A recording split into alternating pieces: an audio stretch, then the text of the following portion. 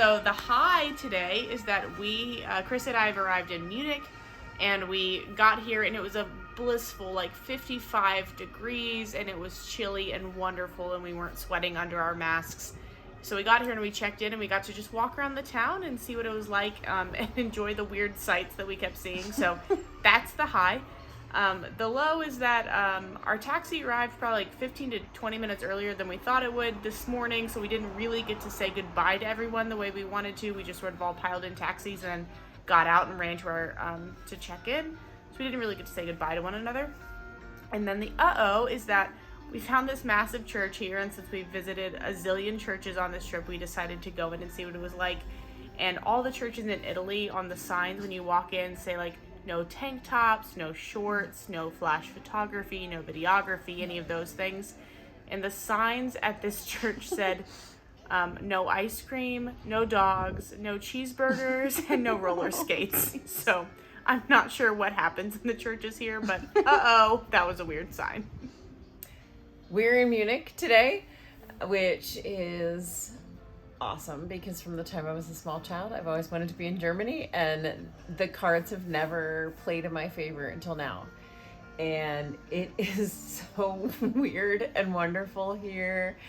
I think my high was the same as Steph's, just walking around Munich as we got here, checking out the sights.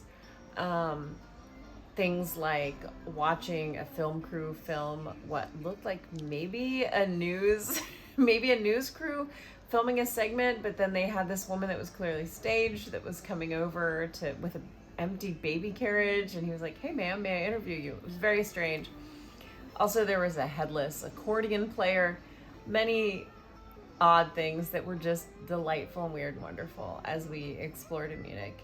And tomorrow we're doing a Segway tour of the highlights of Munich, which I cannot wait for because it's already been so wonderful and strange. The low was leaving behind 2 group members who got stuck in Rome because they tested positive for COVID. And, it brings those fears that hopefully we're good when we test tomorrow within 24 hours of our flight home. And I think, like I said last night, that's part of the risk of travel now. Travel is never without risk. It's never without discomfort. And this is just part of the risk and discomfort in the age of COVID. Also, here's hoping though.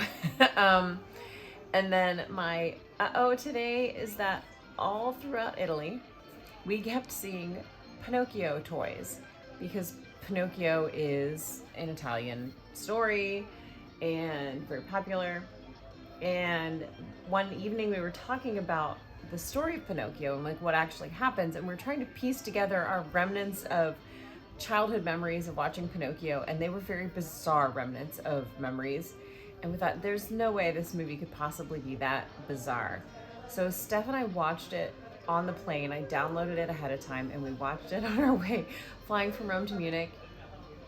It was not as weird as we remembered it. It was 100 times weirder and more disturbing, and I cannot believe children were ever allowed to watch this movie with children smoking and drinking and being groomed for trafficking. It's just so many disturbing undertones of this movie, and a cricket with toes and only 4 limbs just really put me over the top. So that was the today was we watched a movie that should have been pulled off the shelves years ago.